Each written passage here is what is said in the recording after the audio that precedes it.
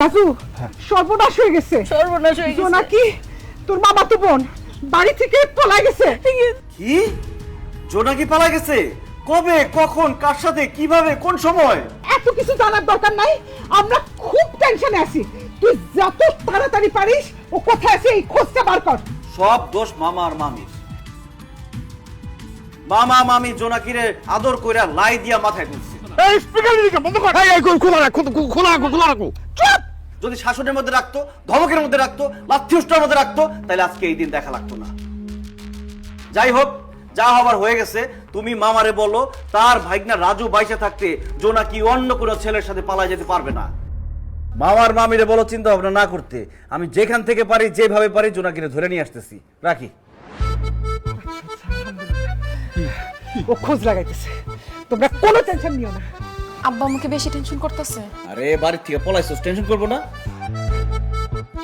আপনি আগ করেছে আর কেন? বিয়ে পড়ান। কিসের বিয়ে পারবো? মিথ্যাবাদী ভণ্ড প্রতারক। আপনি আপনার মামা বোনকে পালাই নিয়ে এসে বিয়ে করতেছেন, তাই না? আমি আমার মামা তো বোনকে নিয়ে পালাইছি, আপনার মেয়ের নিয়ে পালাইছি। বিয়ে পড়ান। দেখেন, আপনি আপনার মামা বোনকে পালাই নিয়ে এসে বিয়ে করতেছেন। এইভাবে বিয়ে করলে আত্মীয় স্বজনের সম্পর্ক নষ্ট হয়। ঘোড়ার ডিম হবে, সম্পর্ক নষ্ট হবে কেন? বিয়ের পরে আত্মীয় স্বজনের সাথে সম্পর্ক আরো পাকাপোক্ত হবে। বুঝে না ঘোড়ার ডিম। বিয়ে পড়ান। কথা না শুনলে আর কি কমু? নেন, সই করেন।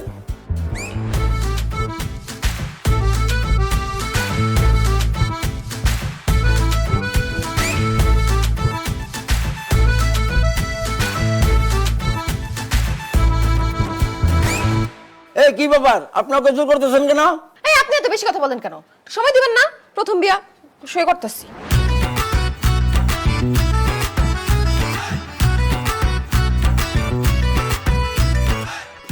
আপনাদের বিবাহের কাজ সম্পন্ন হয়েছে। এখন আসুন আমরা মোনাজাত করি।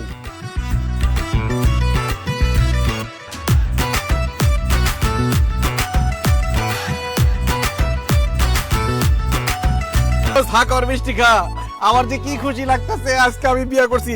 তখন অনেক ধন্যবাদ, তোরা আমার বিয়েতে সাক্ষী দিছস। এখন আমার জন্য দোয়া কর, যাতে আমি বছর বছর বাচ্চা মজা করতে।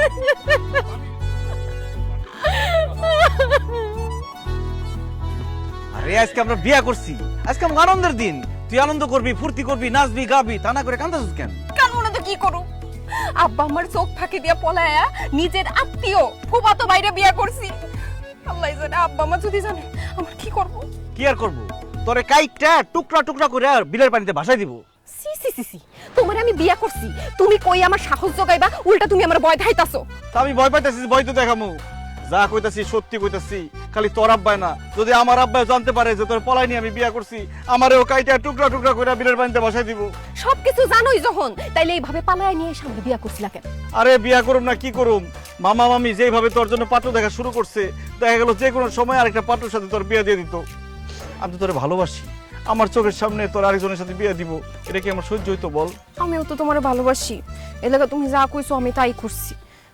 কিন্তু এখন আমি আর কিছু করতে পারুম না। যত ঝয় ঝামেলা হইব সবকিছু তুমি দেখবা, তুমি সব সমাধান করবা, আমি খালি পিছে খাড়ায় থাকুম। তুমি আব্বা আমার সামনে গিয়া কইবা তুমি আমারে ভাগাই নিয়ে এসে বিয়া করছো। তোর কি মাথা খারাপ হইছে?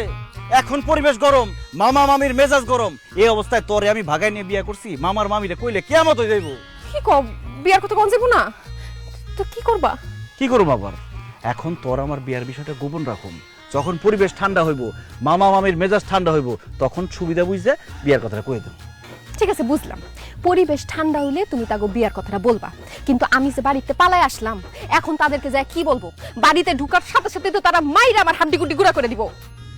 আচ্ছা, প্রেমের জন্য ভালোবাসার জন্য মানুষ কত কিছু করে, তুই না একটু মাইরি খাইলি। মাইর খাইলাম সেটাও ভালো কথা, কিন্তু আমি বলমুটা কই? আমি কই আসছিলাম, কেন আসছিলাম, কার সাথে ছিলাম? আর সব যদি এখনই বইলা দেই, মামা মামির সামনে গিয়ে আমি কি বলবো? তুই এত চিন্তা করিস না, তাড়াতাড়ি চল, ডাইলে দেখা গেল তোর আব্বা আম্মার সাথে আমার আব্বা আম্মা হার্ট অ্যাটাক করছে। আয়। না, আমি বাড়ি যাবো না, আমার ডর করতেছে।